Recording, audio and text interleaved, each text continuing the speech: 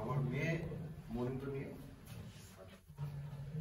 আমি এত গুরুত্ব দিতাম না মরিন্দ্রের ব্যাপারে। দেখলাম ওর অনেক কিছু প্রবলেম ছিল, হ্যাঁ, সে প্রবলেমগুলো আস্তে আস্তে ওর কেটে গেল।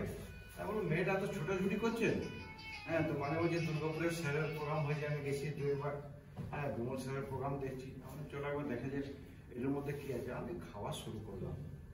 আমার এই কানের কাছে একটা বাদামের মতো ঝুলতো সবসময়।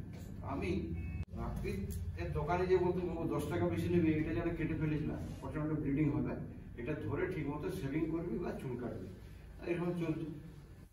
আর আমার চোখের ভিতরে এই মুসুর বা সর্ষের মতো প্রচুর দানা দানা হয়ে গেছিল।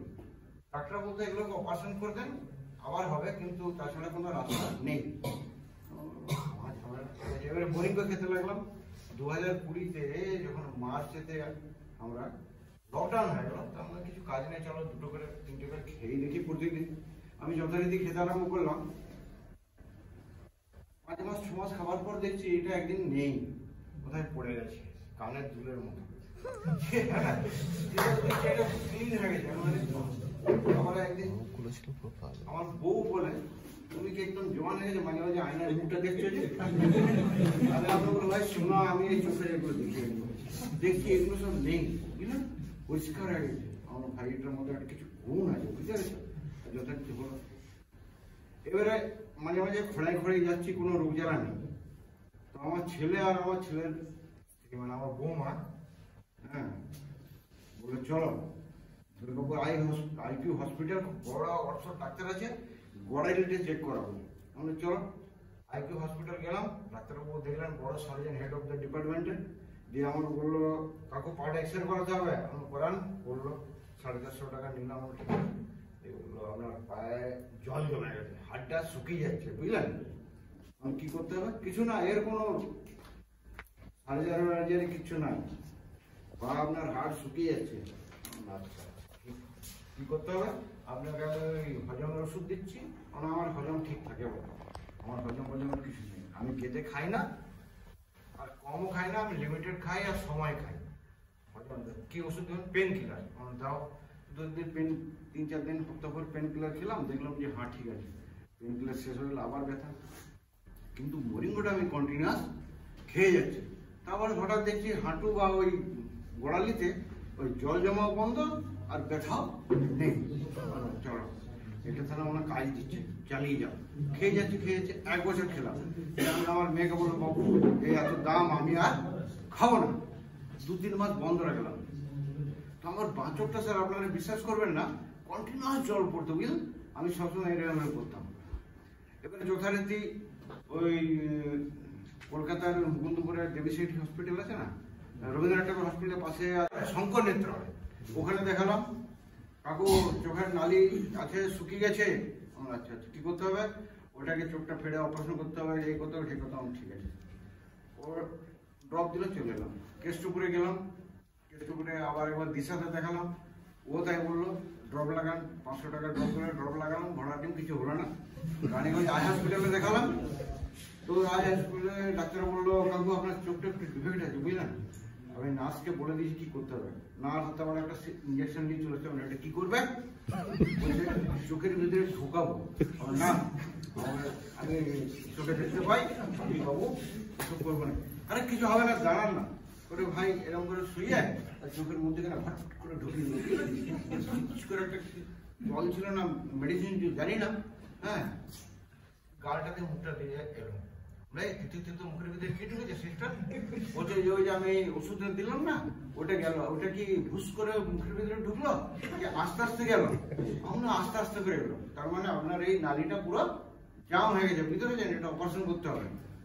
দিয়ে চোখটাকে এরকম করে ফেড়ে আর একটা ডুমকো কি জিনিস ছিল, ভারী জিনিস রেখে টিপছে। আপনি কি করছেন? বলছে প্রেসার মাপছি।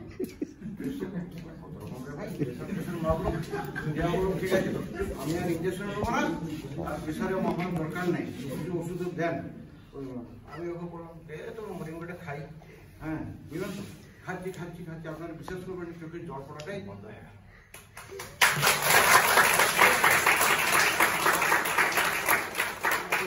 ক্যাটারেক্ট আছে, শরীরে কোনো রোগ আছে, এই প্রতিদিন সকালে আজ গিলেছ খেয়েছো আমরা খাই, মাঝে মাঝে আমি 2-1 দিন বন্ধ করি, বুঝলেন তো?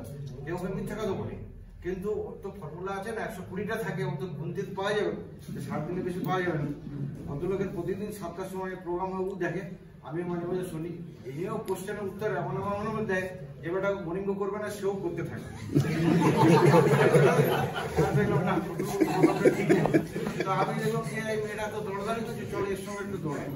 তো আমিও এর সঙ্গে একটু একটু করে দৌড়াচ্ছি। তো আমি এইটুকু জানি ভাই, হ্যাঁ, পয়সার পেছনে দৌড়ানো চলবে না। প্রথমে নিজেকে মরিঙ্গ খেতে হবে, বুঝতে হবে, তারপরে যারা সমাজে আমাদের পারিপার্শ্বিক বন্ধু বান্ধব মানুষজন আছে তাদেরকে খাওয়াতে হবে, বুঝাতে হবে। অটোমেটিক পয়সা যে আছে, যেমন পুকুরে চারা ফেললে মাছ সুসুর করে আসে, তেমনি পয়সাটা সুসুর করে সে ঢুকবে, কিন্তু ওই যে মরিঙ্গ আছে সেটাকে সমাজে ভালোভাবে বিতরণ করে লোককে খাওয়ার চেষ্টা করতে হবে। অনেক সময় কি করি আমরা, কি কোনো মানুষকে আমরা ইন্ট্রোডিউস করে ওকে বুঝাই, সে হু হু করলো, 2000 টাকা দাম, 1000 টাকা দাম শুনলো, নিল, ঘরে গেল, বউ জিজ্ঞেস এটা কি গো? আরে অমুক বউ ছিল না, উনি দিলেন, বললেন যে এটা কি কি হবে?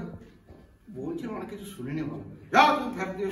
হ্যাঁ, সে দৌড়ে এসে তারপর দিন এই বউ ফেরত নাও।